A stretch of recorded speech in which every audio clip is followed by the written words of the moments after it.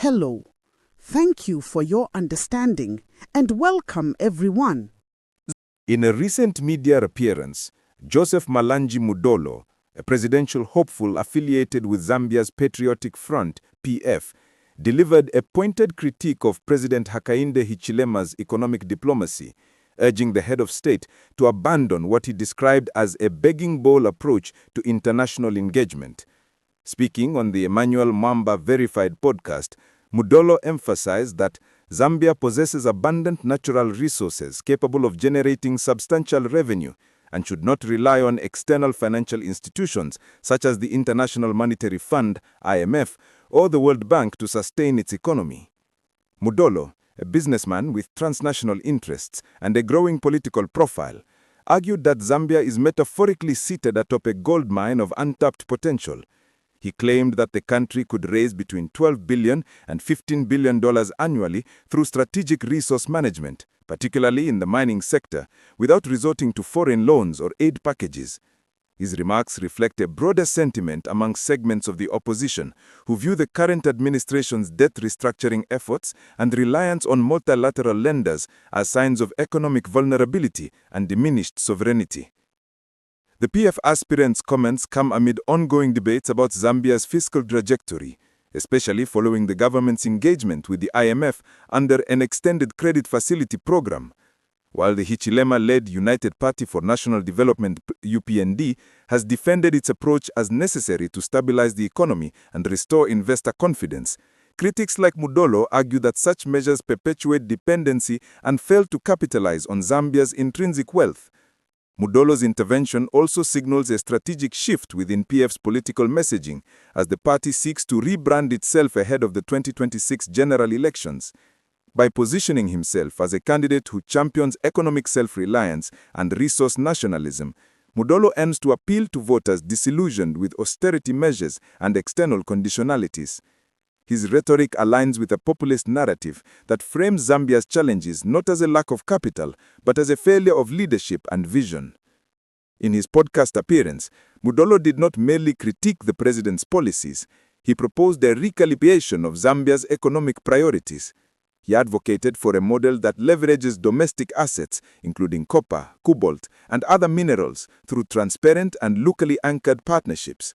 According to him, such an approach would empower Zambians, reduce fiscal pressure, and restore national pride. He further suggested that Zambia's diplomatic posture should reflect confidence and strategic intent rather than vulnerability and dependence. Observers note that Mudolo's remarks may resonate with constituencies affected by inflation, unemployment, and currency depreciation. His emphasis on resource mobilization and fiscal sovereignty taps into long-standing frustrations about perceived mismanagement and external interference. However, analysts caution that translating such rhetoric into policy requires robust institutional frameworks, anti-corruption safeguards, and credible governance mechanisms. The political implications of Mudolo's statement are multifaceted. On the one hand, they challenge the incumbent's narrative of responsible economic stewardship and international cooperation. On the other, they underscore PF's attempt to reclaim its relevance by offering alternative visions for Zambia's future. Whether Mudolo's candidacy gains traction remains to be seen, but his critique adds a new dimension to the national discourse on debt, development, and dignity. As Zambia navigates a complex economic landscape marked by global uncertainty and domestic pressures, voices like Mudolo's contribute to a vibrant democratic debate. His call to stop moving around with a begging bowl in hand is not merely a political jab. It is a provocation aimed at reimagining Zambia's place in the world and the role of leadership in unlocking its latent potential. And on the second topic, the Zambian government has officially suspended its financial support to the national football team following a series of disappointing performances that have sparked widespread public criticism and concern over the state of the sport in the country. This decision, announced by the Ministry of Youth, Sport and Arts, marks a significant shift in the government's approach to sports funding, particularly in light of the national team's recent failure to qualify for the 2026 FIFA World Cup.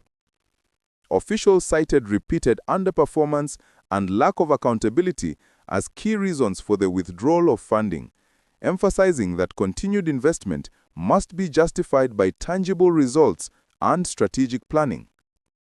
The move comes after years of substantial financial backing from the state, which had hoped to elevate Zambia's footballing reputation on the continental and global stage.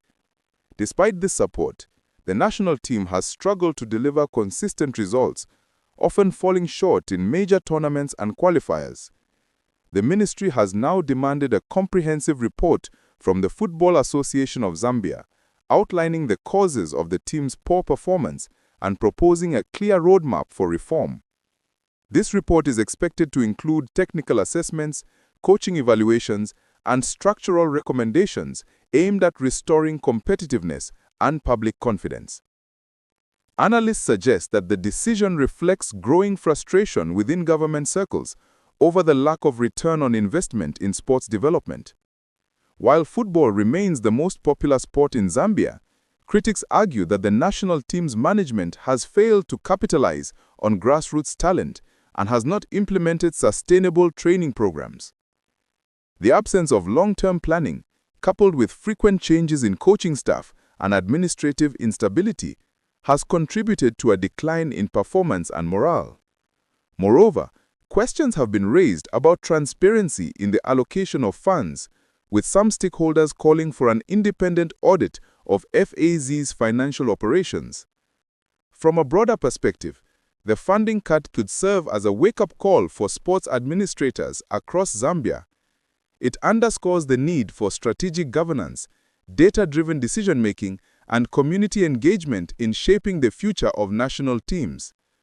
Experts believe that a shift toward performance-based funding models may encourage federations to prioritize results, accountability, and youth development. In this context, the government stance may also open the door for private sector partnerships and alternative financing mechanisms, provided there is a clear framework for oversight and impact measurement.